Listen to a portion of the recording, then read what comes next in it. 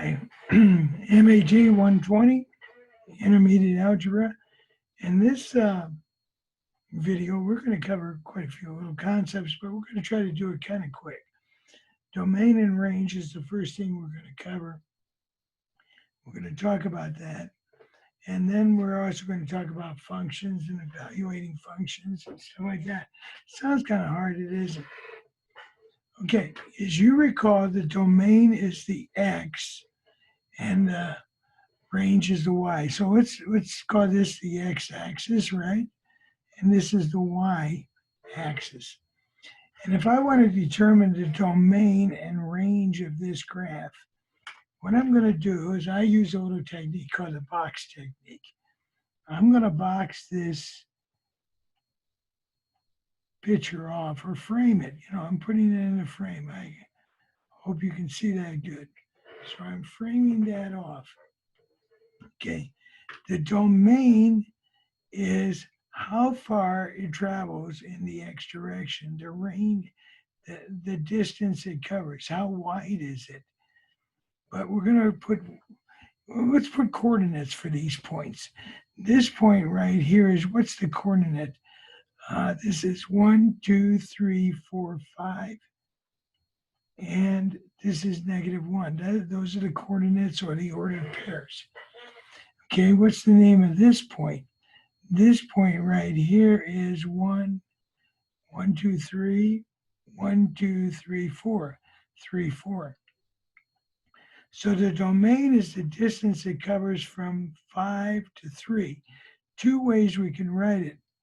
We can say it's the set of all x's such that it starts at, this should be a -5, gosh darn. It starts at -5 and somewhere it's less than x is less than 3. It's the x values. Or a faster way would be to use our set notation. Set notation means it begins exactly at interval notation. Starts exactly at -5 and ends exactly at 3. This is our domain, and we would set d equal to that. That's our domain of that function. It tells us what is your starting x, what's your ending x. It's just that simple. It's how much across does it go. Now, the range is, it goes from -1 to 4, huh? It's the y values. These are the range right here. So the range we could say is, well, in interval notation, it's easy. Starts at -1, it ends at 4. Or we can get fancy and we could say, if we don't want to quite be that elaborate, we can just say it's from -1 is less than x is less than 4. But you can see that's a little bit harder notation to write. This is a much simpler notation. But we're using brackets because it's exactly an exact starting point. Okay? Now let's look at this next one. Let's box it off. Going across here. But it keeps getting bigger. And it goes down here. But it keeps going down. So it's kind of hard to box that one in, isn't it? We can't quite box it in. So let's think about the x's. What's our starting point here? Okay, our starting point here is an exact point. Let's see, that is 1, let's see, 1, 2, that'd be a -2, 1, huh? There's our exact point. Let's call this the x-axis and this the y, huh? But how far, what is this point right here? What's our x value? You might say, well, right here, 1, 2, 3, 4, 5. But as we go down, it's going to become a 6 or a 7. So it's actually going towards a positive infinity. It's going wider and wider and wider. So this would be a positive infinity.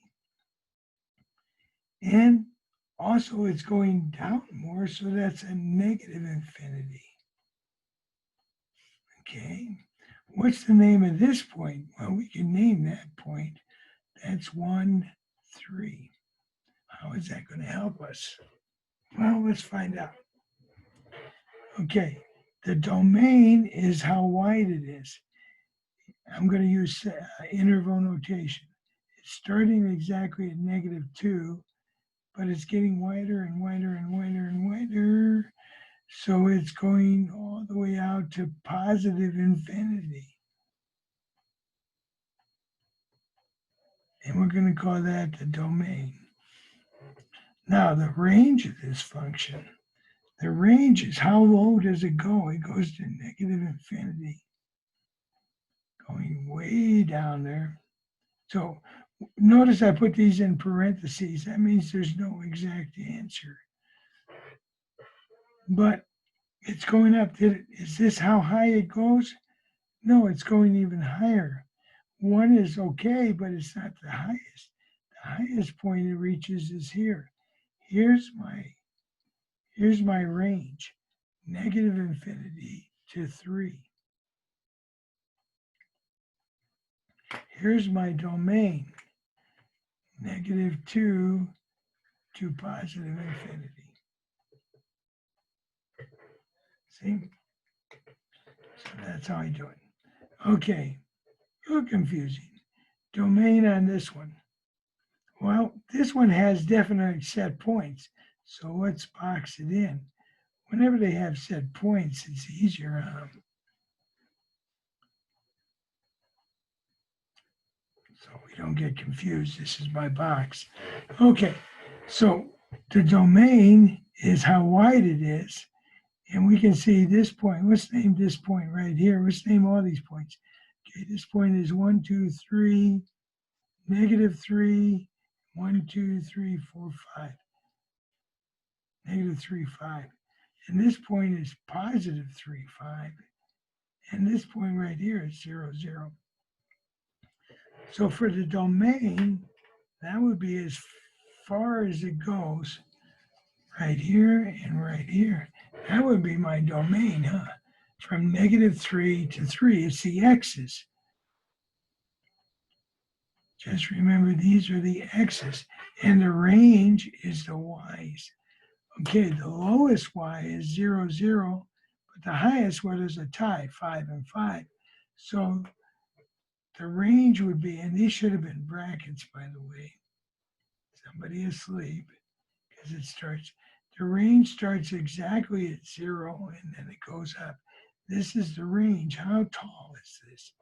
The starting point is 0, and the ending point is 5. Okay.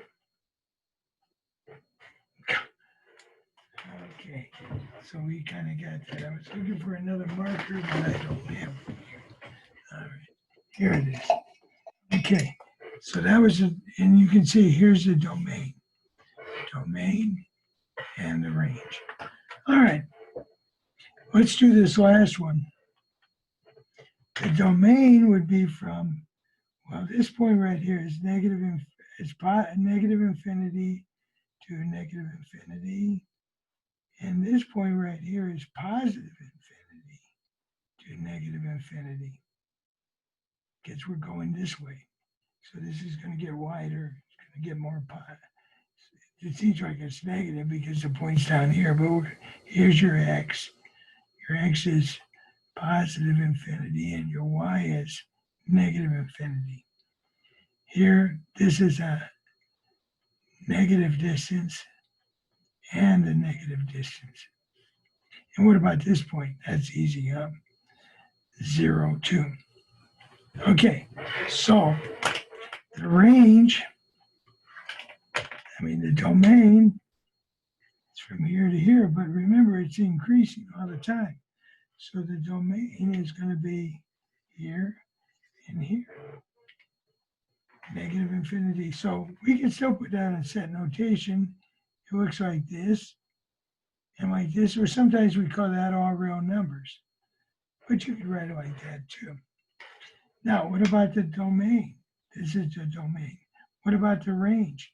The range is going from this low point, negative infinity, to this high point, 2. The y's are my thing. And since both of these are the same, we just write them down once. So the range is from negative infinity, the smallest, to the highest, 2. And exactly 2. Okay. So I hope that helps. You need to practice some of those. That's not always an easy concept. The other thing we're going to do is find the domain if we have an actual drawing here, or an actual equation. And this is simple. Just remember, 0 over 2 and 2 over 0. 0 over 2, you can divide. It's 0. It's right 0 over a number. Right on. Right on, baby. We can do that problem. It's 0. Now this problem is 2 over 0. That has no answer. It's undefined. Undefined, or we could say it's no solution or something like that. Okay, and why? Because this is a number over 0. And what does that spell? No.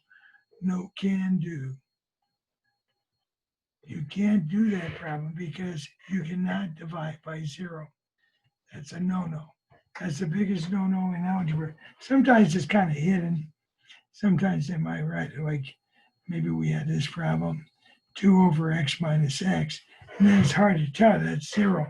But that would be like 2 over 3 minus 3, which is 2 over 0, which is no, can't do it.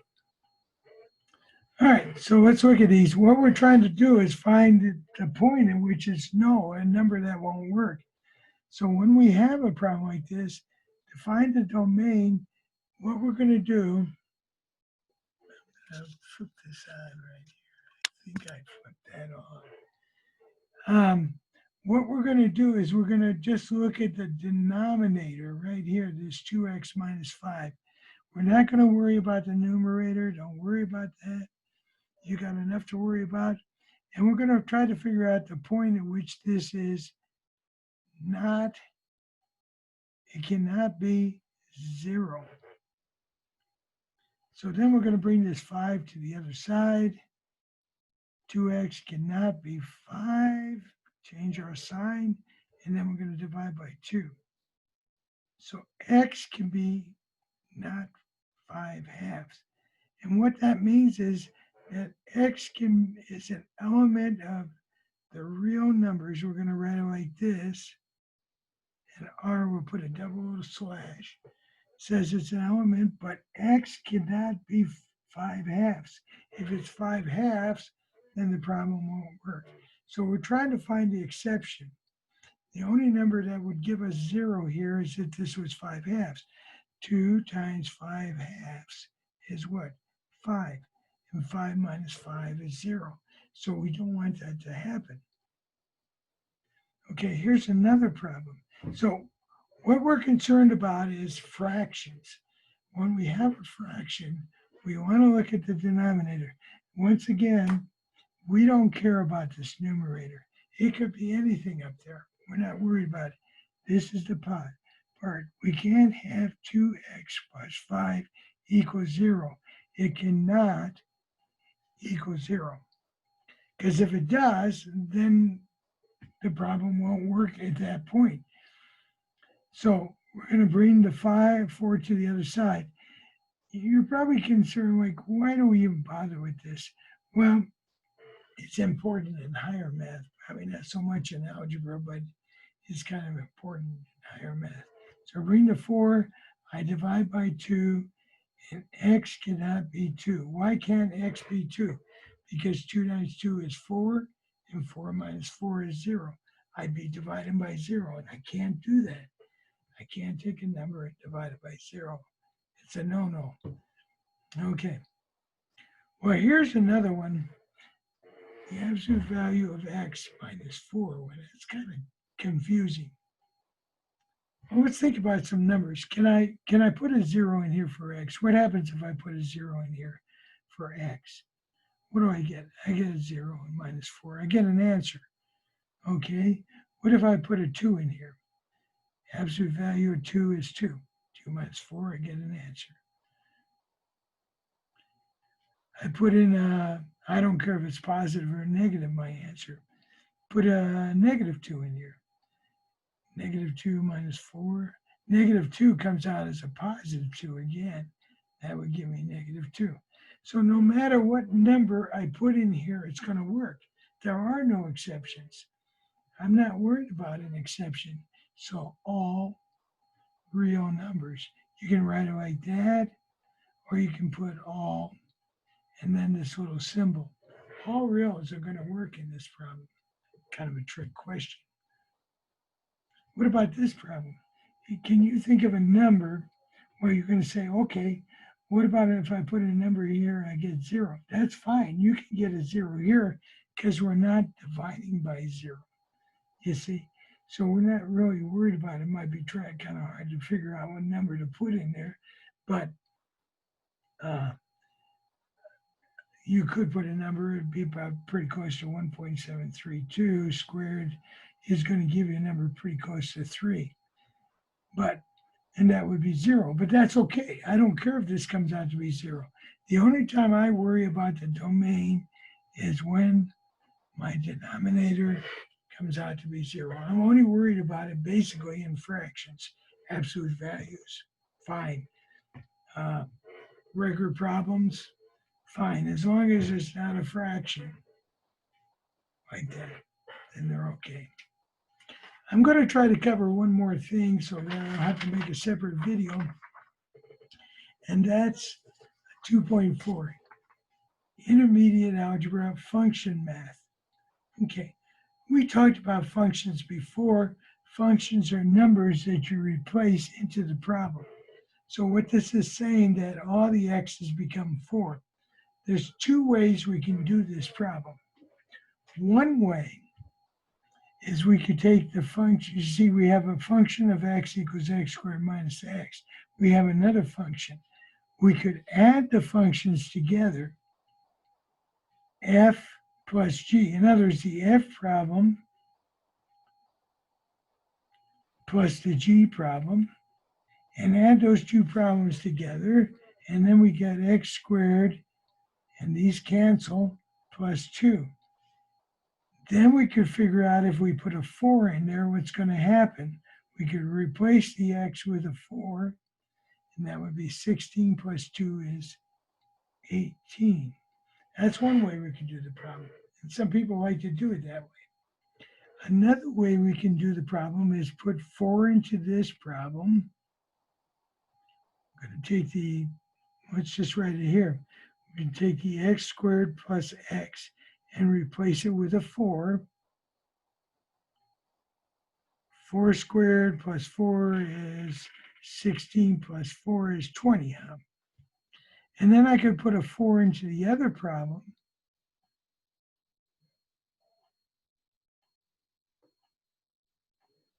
Oh, this was x squared minus 4. Excuse me. I thought something was weird there.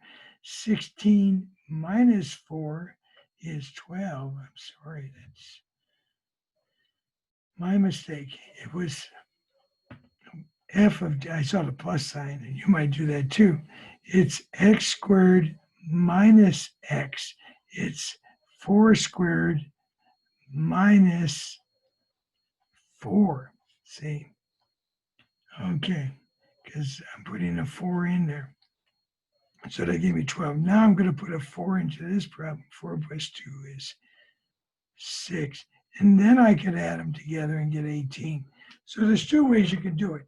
You can add these 2 problems together first and then substitute the 4. Or you could put the 4 in first and then add the 2 problems together. 12 plus 6 is 18. So 2 different ways we can do that problem. On this problem, we want to take the F problem and replace all the X's with A's. I don't know why.